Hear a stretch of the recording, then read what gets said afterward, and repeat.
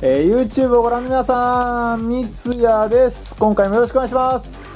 今回なんですけども、今回ですね、中級者向けのフリースタイルの解説動画を上げていこうと思います。自分が今まで解説したことのある中級者向けの技をメインに組んだコンボになっていますので、ある程度の技ができるようになっている方にとっては結構簡単にね、できるようなフリースタイルになっています。あくまでフリースタイルの参考というところにしてもらったらと思いますし、自分がね、得意な技とか苦手な技があったら他の技にね、変えてもらっても全然結構だと思いますので、ぜひ参考にしてみてもらえたらと思います。では最初にね、スローモーションの方を見てもらおうと思います。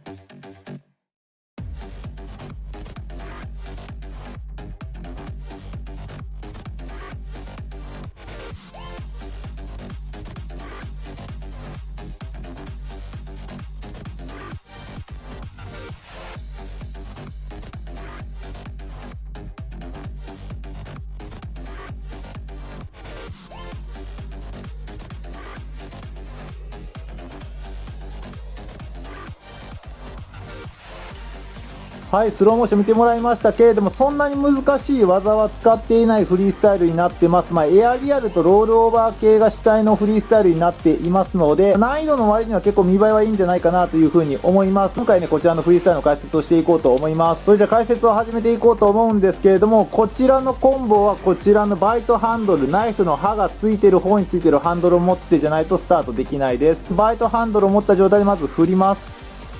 で、振ったら次にこのハンドルを持って回転させるファンニングといった技ですね。ファンニングといった技をします。で、こういったね、状態になってると思いますので、振ってファンニングした後、次にこのハンドルとハンドルの間に人差し指を入れて手前にハンドルを引きます。で、こういう風にハンドルとハンドルの間に人差し指が挟まっている状態になります。続けてやると、ファンニングをして手前に引くと。こういう状態になっていますね。この状態になったら次にこちらのハンドルを奥に戻しながらこのハンドルを回転させる動きですね。ハンドルスイッチの動きですね。こうやった後にくるっとハンドルを回転させるようなやり方ですね。こういう風に持ち替えます。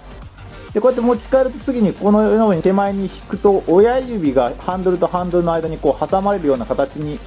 なると思いますので、この状態から手前にグイッと勢いよく引っ張って一瞬このハンドルを離します。で、離すとこういう風に親指周りを回転しますので、この浮いているこちらのハンドルをキャッチするという感じですね。続けてやってみると、ファンニングして挟んでくるっと回してこれを手前に引いてキャッチという感じですね。次にこのようにキャッチしたらなっていると思いますので、このまま次に手前に思いっきりこうグイッとハンドルを投げます。エアリアルですね。思いっきり引っ張って離すとナイフがこのように回転してきますので、この回転してきたこちらのセーフハンドルをキャッチします。で、キャッチするとこういう感じになってると思いますので、ここでバックハンドファンニングですね。くるっと回してバックハンドファンニングくるっと回す技ですねをして親指周りを回転させます。ここまでの技はですね、このファンニングであったりとか、このハンドルスイッチであったりとか、このエアリアルからのこのバックハンドファンニングといった技ですね。こちらはここに解説してますので、分かりづらいという方はですね、そのここの解説動画を見てもらったらなというふうに思います。続きなんですけども、バックハンドファンニングをして回したあとは次ヘリックスですね。人差し指周り、親指周りと続けて回転させていきます。これが終わったら次に逆回転になるんですけれども、リバースヘリックスですね。リバースヘリックスをしていきます。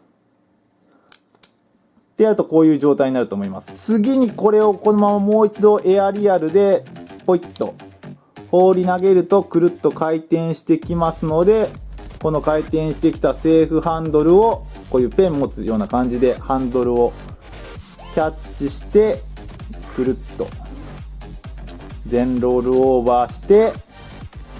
いつもお得意のこのブレンダーですね。ブレンダーをして、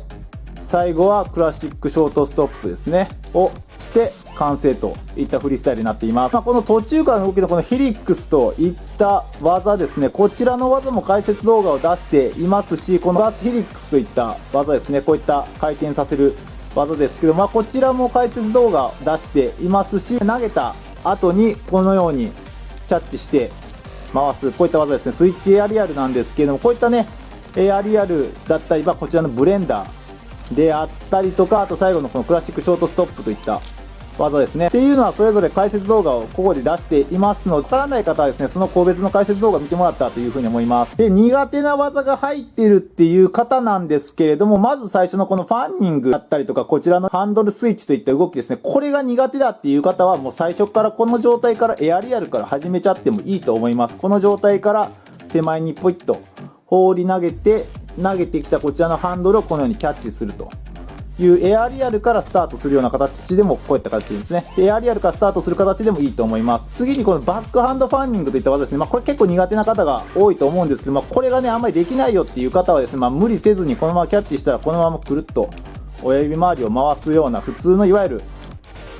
こういった技ですね。こういった技で、代替してもらったらというふうに思います。その次にこのヘリックスですね。ヘリックスも結構苦手な方がいると思うんですけど、こういったね、技